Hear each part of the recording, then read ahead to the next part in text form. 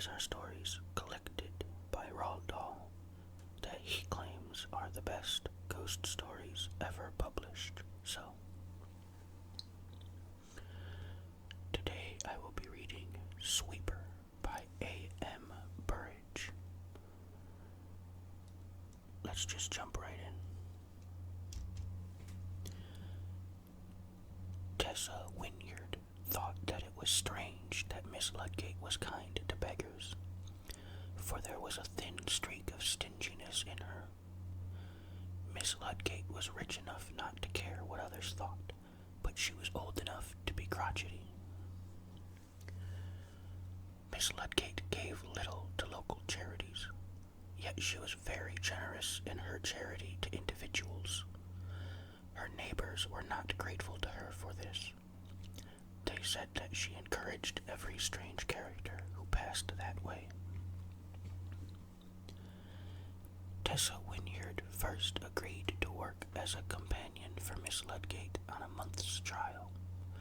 She knew that Miss Ludgate would be difficult. She did not know whether she would be able to keep the job or if she would want to keep it. Tessa had found the job because she knew a niece of the old lady. The niece was able to give Tessa hints about her aunt's behavior.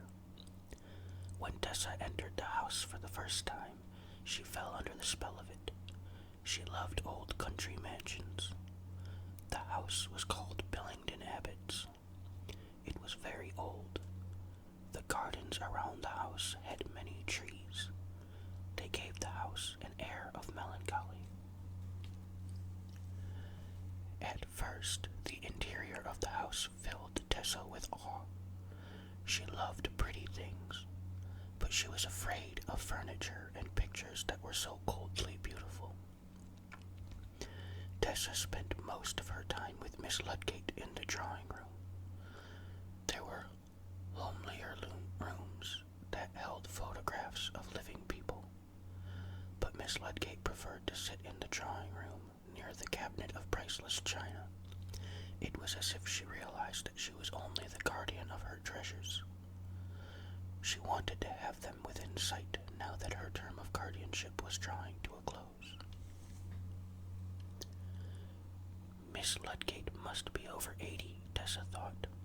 She was very small and frail. Winter and summer she wore a white shawl inside the house. In summer she wore a lighter weight shawl.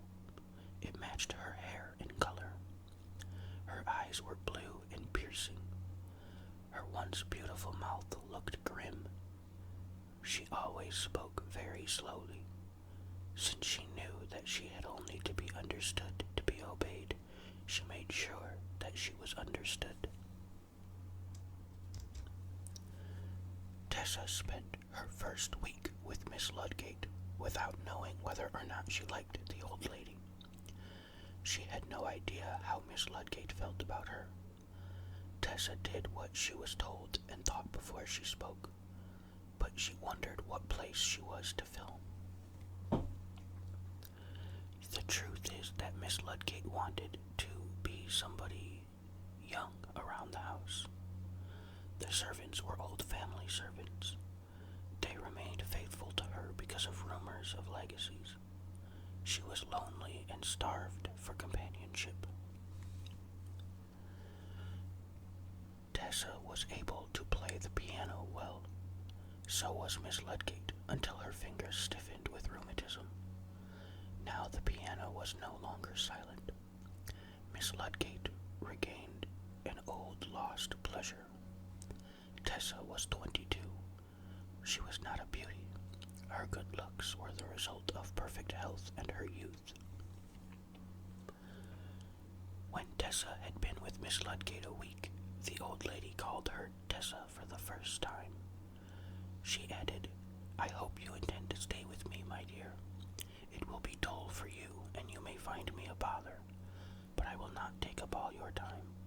I think that you will be able to find friends and amusements." So Tessa stayed on beyond the first month. A friendship existed between the two women. At times they were able to touch hands over the barrier between youth and age. Tessa felt tenderness toward Miss Ludgate. She reminded Tessa of a poor actress who played the part of a queen. She wore cheap crown jewels and gave commands which other actors obeyed. The realities of life, wet streets, poor meals, and cold rooms, waited for her when the curtain fell. Tessa was filled with pity when she thought how short a time Miss Ludgate had to live. She wondered how it must feel to think every evening of a tomorrow that might not be.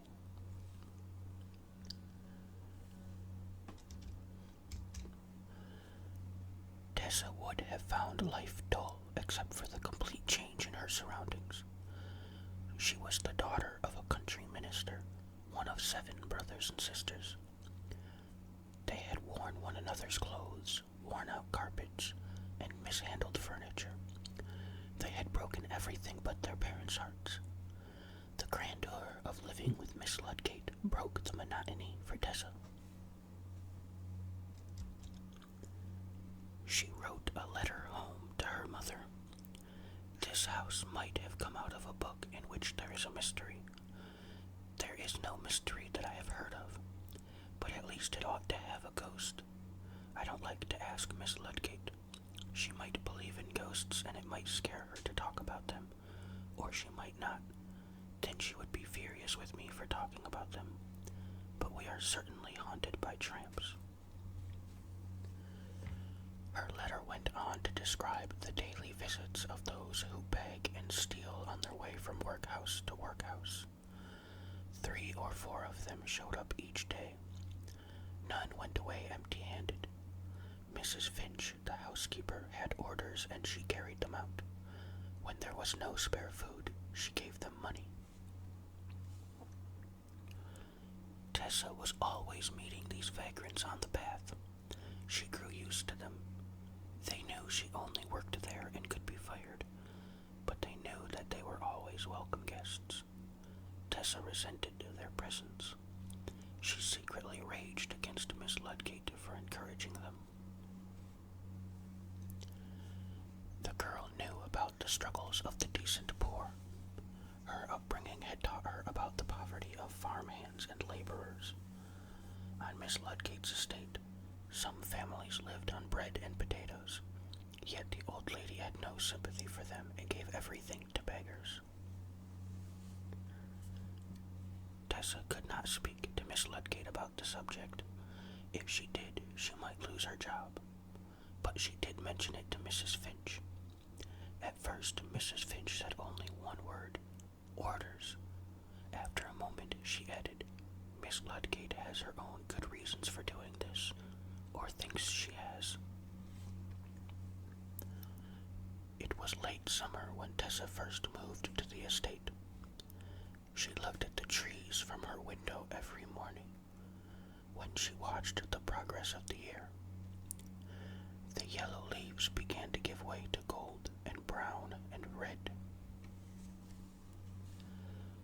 One evening, Miss Ludgate appeared in her winter shawl. She seemed depressed. As she sat at the table, she leaned on her elbows and rested her face between her hands. "Are you well, Miss Ludgate?" Tessa asked. "My bad time of the year is approaching," the old woman replied. "If I can live until the end of November, I will last another year, but I don't know yet." "Of course you're not going to die this year," Tessa said in a voice that would soothe the child. "If I don't die this autumn, it will be the next," the old voice quavered. "It will be in the autumn that I will die, I know that." "But how can you know?" Tessa asked gently. "It does not matter how I know. Have many leaves fallen yet?" "Hardly any," said Tessa. "There has been very little wind." "They will fall very soon now," said Miss Ludgate. 2 days later, it rained heavily. The wind sprang up. showers of yellow leaves fell to earth. Miss Ludgate sat watching them. During dinner, the wind and the rain stopped. Tessa peeped between the blinds. It looked as though it was going to be a fine night. Miss Ludgate got out a deck of cards. Tessa picked up a book. There was silence except for the sound of the cards being placed on the polished table. Tessa could not have said when she first heard it, but gradually she had become aware of sounds in the garden outside. Finally, she was forced to wonder what caused them. She could not guess how long they had been going on. Tessa closed the book and listened.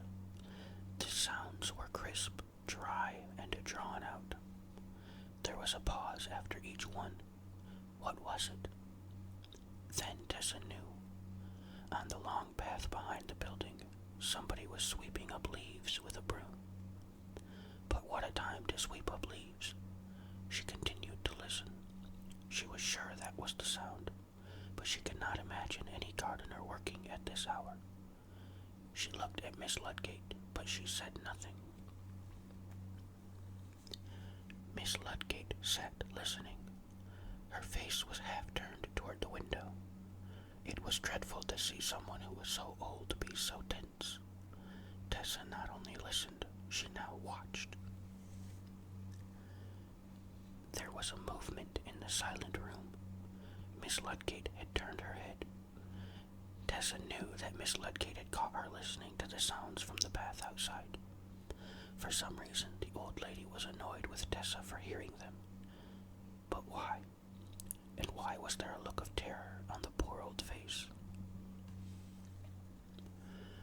"Will you play something on the piano, Tessa?" Although it was a question, Tessa knew it was a command. She was to drown out the noise of the sweeping from outside. So Tessa played songs that allowed her to use the loud pedal. After half an hour, Miss Ludgate stood up. She gathered her shawl around her shoulders and hobbled to the door. She stopped on the way to say good night to Tessa. Tessa began to play softly. The sound of sweeping from the path outside had stopped now. Was Miss Ludgate ashamed because she had a gardener at work at this hour? And why was Miss Ludgate so terrified? Did it have anything to do with her belief that she would die in the autumn? The night was calm. Many more leaves will not fall tonight, Tessa thought. But the next morning when Tessa walked out into the garden, the long path was thickly covered with them. Toy, one of the gardeners, was sweeping them with a broom. "Hello," said Tessa. "A lot of leaves fell last night." Toy stopped sweeping and shook his head. "No, this little bunch came down with the wind in the early part of the evening. But they were all swept up. I heard somebody at work here after 9. Was it you?" The man grinned. "You will never catch any of us at work after 9 o'clock, he said. "Nobody has touched them until now. As soon as you sweep them up, more are waiting. At this time of year, 100 men could not keep this garden tidy." That night, Miss Ludgate went to bed early. Tessa went into the drawing room to pick up her book. She had taken only 2 steps into the room when she stopped and stood listening. It was now 9:30. In spite of what Toy Lad told her, somebody was sweeping the path. She tiptoed to the window and peeped out between the blinds. She could have walked out the door and into the garden, but she felt that she would rather see the mysterious worker for the first time from a distance. Then Tessa remembered that there was a window on the upstairs landing. She walked upstairs on tiptoe. Through the window, the moonlight threw a pale blue screen on the opposite wall. Tessa raised the window softly and silently and leaned out. On the path below her, a man was slowly sweeping with the stable broom. The broom swung and struck the path with a soft, crisp swish. The strokes were as regular as those of the pendulum of some slow clock. Tessa was unable to see most of the features of the figure underneath the window. It was a workman who seemed to be wearing old and baggy clothes, but there was something odd about the whole scene. She knew that there was something missing, yet she could not say what it was. Suddenly she felt sick and dizzy. She stepped away from the window. The coward in Tessa urged her to go to bed and forget what she had seen. But the Tessa who despised cowards urged her to have courage. She said to herself, "Go down and see who it is and what's wrong with him." Tessa walked downstairs again. She unlocked the door and stepped into the moonlight. The sweeper was still at work where the path ended and a gate led to the stable yard. The girl saw that he was not making progress with his work. The broom rose and fell, but the dead leaves remained beneath it. This was not what she had noticed. Something was still missing. Her footsteps made only a light noise on the path, but the sweeper heard them while she was still half a dozen yards away from him. He turned and looked at her. He was a tall man with the face of a corpse. His eyes bulged like huge rising bubbles. It was a foul, suffering face that could make you feel disgust or horror, but never pity. He was dressed in rags. The hands that grasped the broom seemed to be only skin and bones. He was so thin that Tessa thought he was almost transparent. She was sickened by the thought. They faced each other for a fraction of eternity. Then Tessa screamed. She suddenly realized the something that was missing. The path was flooded with moonlight, but the visitor had no shadow. She saw dimly through the figure that the ivy was moving upon the wall. As her mind raced to tell her that the thing was evil, she was left suddenly and dreadfully alone. The spot where the thing had stood was empty except for the moonlight and the litter of leaves. The next thing that Tessa remembered was being in the hall, faint and sobbing. She saw a light on the wall above and wondered if she was going to meet another horror, but it was only Mrs. Finch walking with a candle in her hand. "What is the matter, Miss Tessa? Have you been outside?" Tessa sobbed and tried to speak. "I have seen..." Mrs. Finch put her arm around the shivering girl. "Hush, my dear. I know what you have seen. You should not have gone out. I have seen it too, but only once." "What is it?" "Now don't be frightened. He doesn't come for you. It's Miss Ludgate that he wants. You have nothing to fear. Where was he when you saw him?" "He was close to the end of the path near the stable gate."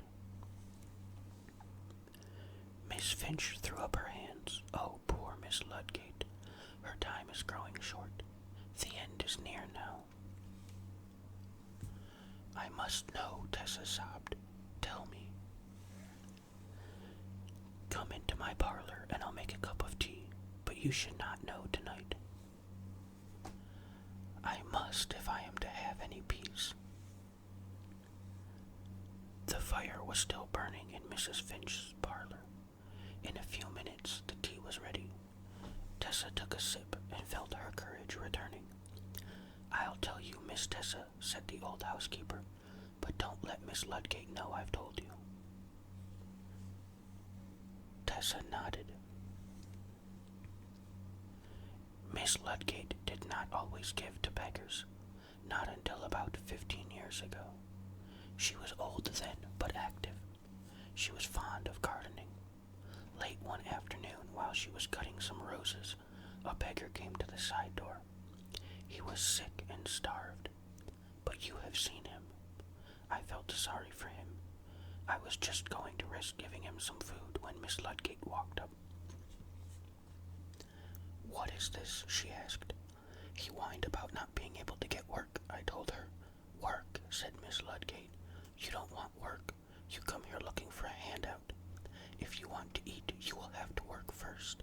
There is a broom and there is a path covered with leaves. Start sweeping at the top. When you come to the end, you can come and see me." He took the broom. A few minutes later, I heard Miss Ludgate shout. I hurried out. The man was lying at the top of the path where he had started sweeping. He had collapsed and fallen. I didn't know then that he was dying. He gave Miss Ludgate a look that I cannot forget.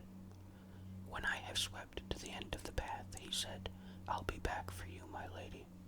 We will feast together. Just make sure that you are ready when I get there." Those were his last words. He was buried by the parish. It upset Miss Ludgate so much that she ordered something to be given to every beggar. Not one of them is to be asked to do a stroke of work. But the next autumn he came back and started sweeping right at the top of the path where he had died. We have all heard him, and most of us have seen him. Year after year he has swept with his broom. It makes a brushing noise, and it hardly moves a leaf. But when he gets to the end, well, I would not like to be Miss Ludgate with all her money. 3 evenings later, just before the hour for dinner, the sweeper completed his task. That is to say, if we believe Mrs. Finch's story. The servants heard somebody burst open the side door. 2 of them rushed into the hall. They saw that the door was open, but no one was there. Miss Ludgate was already in the drawing room. Tessa was still upstairs dressing for dinner. At that moment, Mrs. Finch walked into the drawing room to speak to Miss Ludgate. Mrs. Finch's screams warned the household of what had happened. Tessa heard them just as she was ready to go downstairs. She rushed into the drawing room. Miss Ludgate was sitting in her favorite chair.